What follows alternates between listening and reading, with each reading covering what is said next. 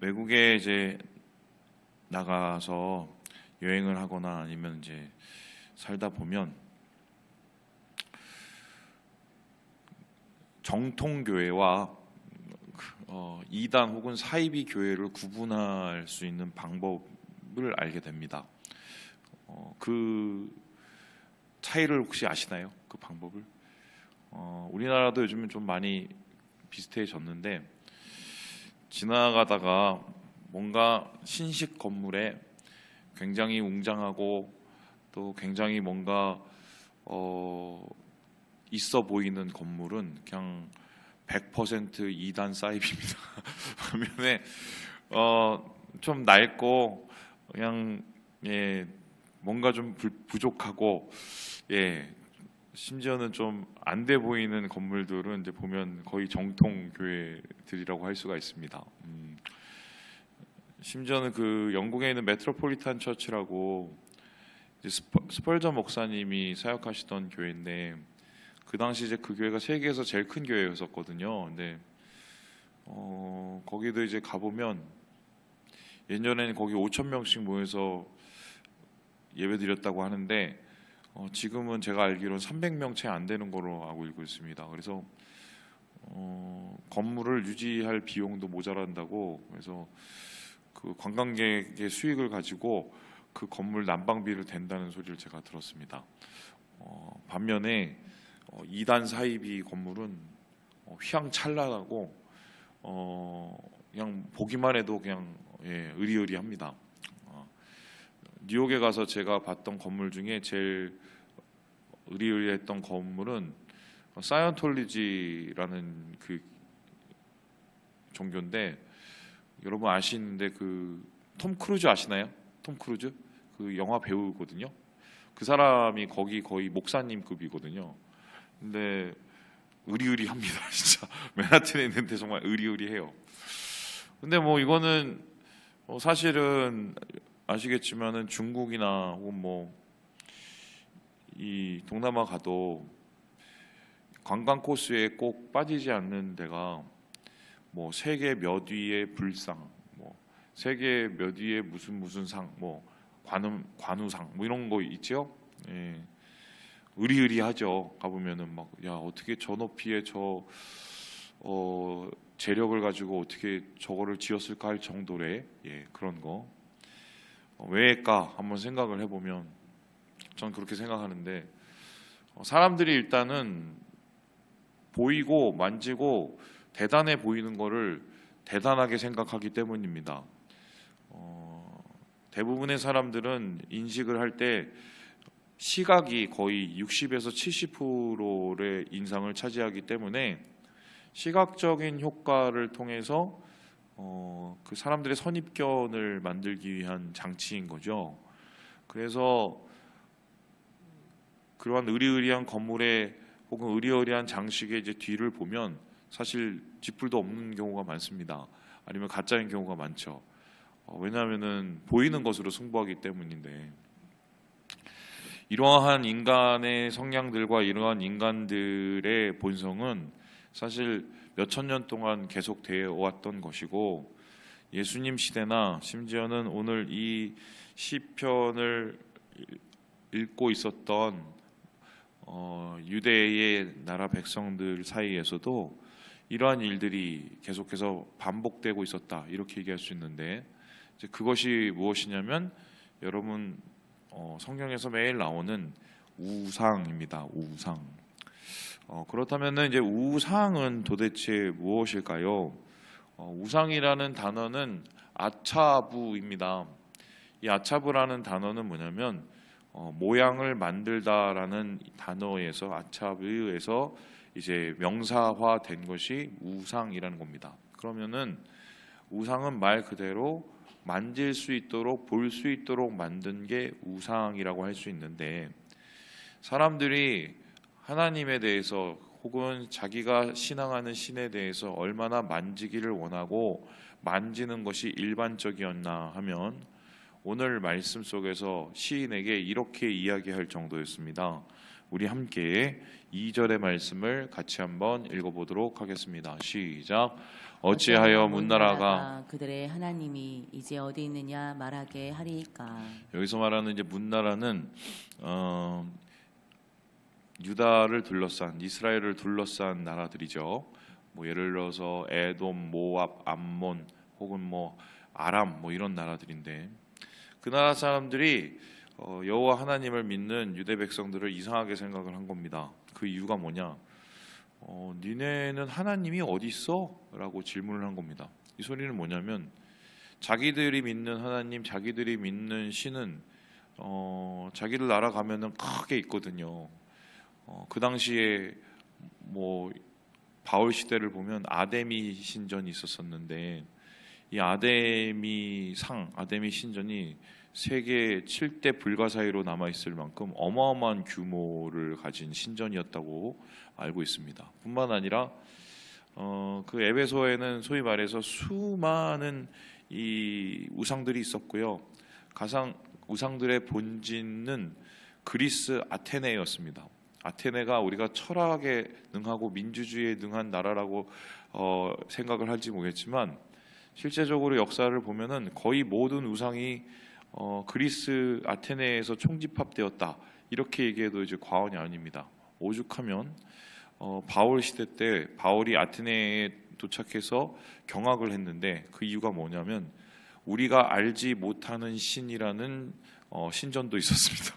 알지 못하는 신을 위한 신전을 만드는, 그 정도로 이 사람들이 우상에 열광하고 있었던 거죠. 그런데 그러한 신들을 믿는 인간들에게는 하나님은 좀 이상해 보이는 겁니다.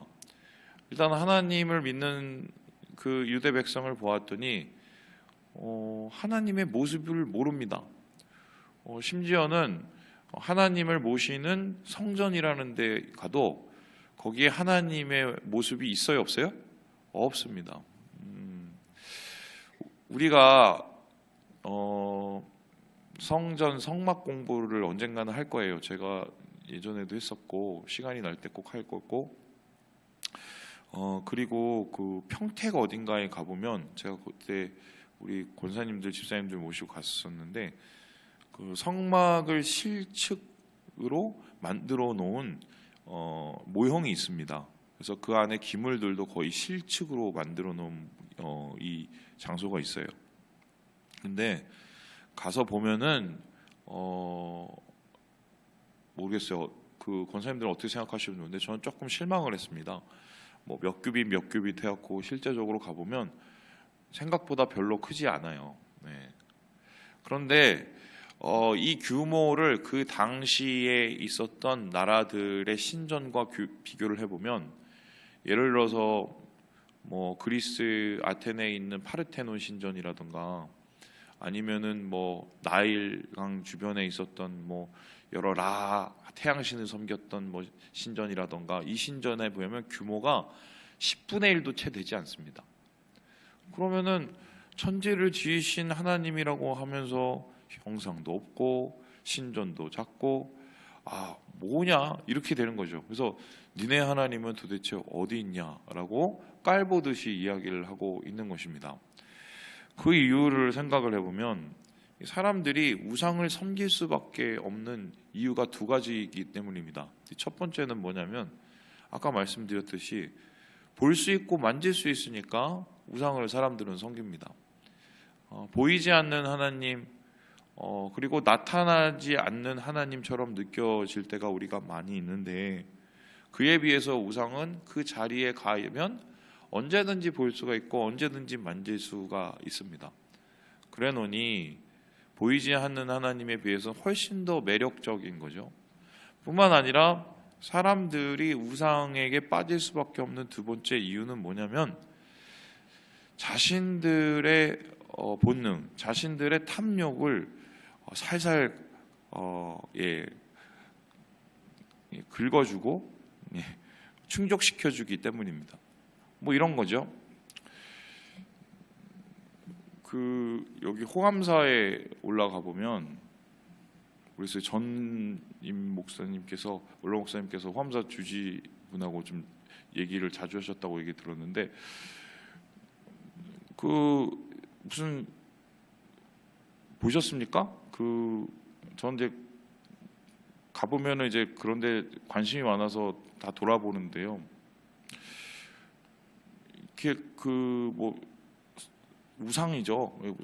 근데 손에 뭘 하나 들고 있습니다. 그게 병 같은 거 들고 있어요. 그 뭔지 아세요? 그게 약살보살이라고 그래서 병이 있는 사람을 고치는 약병인가 봐요. 그게 그래서 손에 뭐 들고 있느냐가 되게 중요하죠. 또 어떤 우상은 이제 옛날에 금복줄 해갖고 이렇게 막 배에 불뚝 나오고 막 이런 게 있어요. 그건 이제 재신이죠. 돈을 이제 갖다 주는 신. 그리고 호암사의 하이라이트가 뭐냐면은 올라가면은 그 뒤편에 나중에 한번 등산하시면서 가서 보세요. 호랑이 상이 있습니다. 모르시죠? 네. 왜 호암사냐면 그게 호랑이 호자예요. 이제 저는 그래서 나중에 여쭤봤더니 저 호랑이 바위라고 그러시는데 어떤 분은 박쥐바위라고 그러고 어떤 분은 박쥐구리라고 그러고 저건 뭐 호랑이구리라고 그랬는데 박쥐가 살았는지 호랑이가 살았는지 모르겠는데 호랑이 모양의 제가 기억이 정확하게 안 나는데 그 위에 산신령이 타 있나 뭐 이렇게 있습니다. 그래서 제가 궁금해서 아니 왜 저는 그때 여쭤봤죠. 왜 절에 호랑이가 있냐고. 이게 부처님이 아니라 왜 호랑이님이 계시냐고 그랬더니 불교는 모든 것을 아우르는 종교라 이제 호랑이까지 아우르신 거. 근데 그 호랑이를 섬기는 이유가 왜 섬기냐면 호랑이로부터 우리를 지켜주기 위해서도 섬기지만 호랑이의 영험한 기운으로 삶을 보호해주는 안위의 신인 거죠, 일종의. 그죠? 심지어는 여러분 그거 아시는지 모르겠지만 곰인형 있지 않습니까? 곰인형. 우리가 애들이 곰인형 엄청 좋아하잖아요. 뭐 제가 곰인형을 사주지 말라 이런 얘기는 절대 아니고요. 알고 있으면 좋으니까. 곰인형의 시초가 뭐냐면요. 제가 알고 있는 바로는 미국 어딘가요? 곰이 굉장히 많은 마을이 있었었는데 곰이 너무 많이 출몰을 해서 힘들게 하니까 곰에 대한 공포와 두려움을 없애기 위해서 곰을 인형으로 만들었다고 그게 시초라고 저는 알고 있어요. 이게 정설인지는 모르겠는데 하여튼 저 알고는 있습니다. 그래서 그것도 사실 보면 인간이 두려움을 이겨내기 위한 장치인 거거든요. 그래서 대부분 우상들은 자기가 원하는 데 가서 자기가 원하는 것을 빕니다. 그러면은 그렇게 만들어 놓은 우상이 자기의 탐욕을 살살 긁어주는 거죠. 그러면서 마음에 있는 찜찜함들을 해결해 주는 역할을 하는 게 이게 우상들의 역할입니다. 그런데 성경은 우상에 대해서 왜 극혐을 할까라고 했었을 때 이렇게 이야기를 하고 있습니다. 우리 함께 7절의 말씀을 같이 한번 읽어보도록 하죠. 시작. 손이 있어도 만지지 못하며 발이 있어도 걷지 못하며 목구멍이 있어도 작은 소리조차 내지 못하느니라. 한마디로 병신인 거죠. 모양은 다 있는데 움직이지도 못하고 아무것도 못하는 겁니다. 병을 들고 있으면 뭐합니까? 병을 내밀어서 뭐 따라주지도 않는 거고 호랑이는 결국 모양에 불과한 거고 말 그대로 아무것도 못하는 그냥 병신인 거예요. 그런데 중요한 것은 그 우상을 섬기는 사람들은 어떻게 되냐면은 8절에 보니까 우상들을 만드는 자와 그것을 의지하는 자는 다 어떻게 됩니까? 그와 우상처럼 된다고 합니다. 그럼 우상처럼 된다는 건 어떻게 되는 거냐? 병신이 되는 거죠. 어떤 병신입니까? 봐도 못 보고 들어도 못 듣고 만져도 못 느끼고 한마디로 외부의 객관적인 데이터를 받아들일 수가 없는 말 그대로 병신이 됩니다. 지금부터 하는 얘기는 제 개인적인 소견이니까 그래도 75%가 하는 소견이라 잘 들어주시기 바래요. 지금 속속들이 지금 이 계엄 후에 대통령에 대한 주변 사람들에 대한 얘기가 지금 밝혀지고 있죠. 어제도 제가 정말 한숨을 빡빡 쉰 게, 아니 왜 그 주변에는 왜 이렇게 무속에 관계된 분들이 많은지 참 참담할 수준인데, 심지어는 장성 출신 무속인도 있고. 근데 어제 봤던 그 뉴스는 더 황당했었었는데, 이번에 이제 계엄군을 이렇게 세우고 조직을 하면서 한 무속인이 배신할 상과 배신하지 않을 상을 구별을 해서 계엄군을 채웠다고, 이렇게 그 얘기를 봤어요. 제가 그래서 들었는데, 아니 그 배신할 사람하고 배신하지 않을 사람도 구분을 못할 정도의 리더십이면, 그 정도의 신뢰가 없는, 그리고 그걸 생판 모르는 무속인에게 그걸 맡길 정도면, 도대체 이 나라 정부를 이끌 그 수많은 사람들이 지각 능력이 어느 정도 되는지 저는 굉장히 의심스럽습니다. 근데 죄송한 얘기지만 오늘 성경에 따르면 병신인 거예요. 그러니까 봐도 못 보고 들어도 못 듣고 만져도 느끼지 못하는. 왜냐하면 그 이유가 뭔지 아십니까? 보는 게 전부인 것처럼 생각하기 때문이고, 자기의 탐욕을 전부 거기에 모든 것을 올인하기 때문에 그때부터 눈이 멀고 귀가 멀게 되는 것이죠. 그렇다면 우상에 대한 개념을 우리가 단순히 무슨 상, 무슨 조각 이런 것을 넘어서 확대할 필요가 있습니다. 영적인 해석을 할 수가 있는데, 오늘날 많은 우상 중에 최고의 우상은 뭐겠습니까? 예, 맞습니다. 돈이죠. 왜죠? 만질 수 있고 내 탐욕을 다 채워줄 수 있고. 그래서 이 바울도 맘몬이라고 얘기하죠. 맘몬 신이 얼마나 이 강력한 우상인지. 왜냐하면은 모든 우상의 장점을 다 모아서 사람의 마음을 현혹하게 하는, 이게 아니겠습니까? 오죽했으면은 이 정도인데, 제가 중국에 있었을 때 한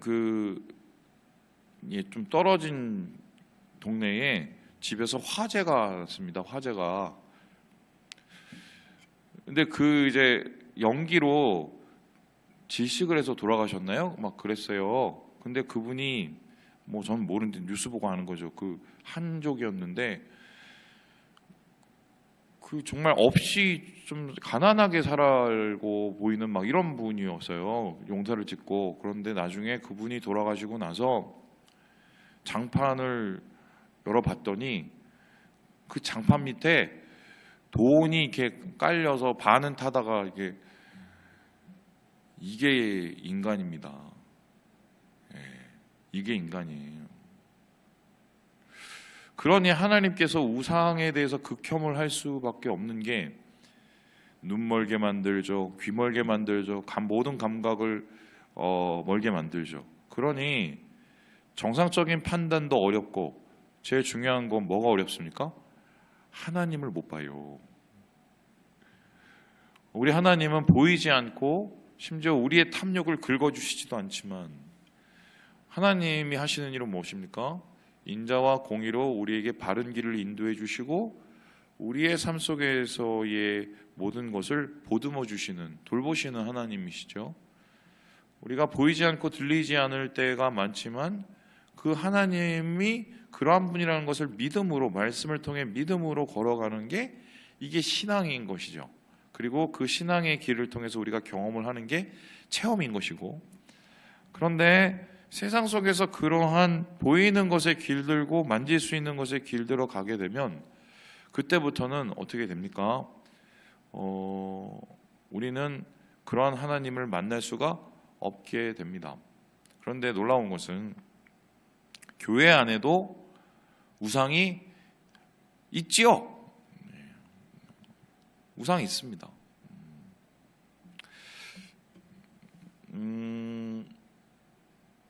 어느 교회를 갔는데 새로 광화문에 있는 교회인데 건물을 이렇게 지은 교회예요. 교회가 역사가 되게 깊고, 근데 거기 이제 하도 뭐 잘 졌다고 해서 갔는데 그 설명해 주시는 분이 교회 얘기는 안 하고 건물 얘기만 한 10분 하시다가 이 건물이 돈을 얼마를 줘서 어떻게 이 교회는 그냥 건물이구나. 또 어떤 교회는 갔더니 우리 교회를 자랑을 하는데 우리 교회는 뭐 어느 분이 다니시고 뭐 사회에 뭐 어떤 분이 다니시고 이 교회는 그냥 권력이구나. 목사님들 중에서도 돈 좋아하시고 저도 돈을 좋아하긴 합니다. 근데 제대로 쓰려고 돈을 좋아하는 건데요. 저는 돈을 위해서 사시는 분들, 여러분 아시겠지만 결국 돌아가실 때 남는 건 통장에 숫자 몇 개거든요.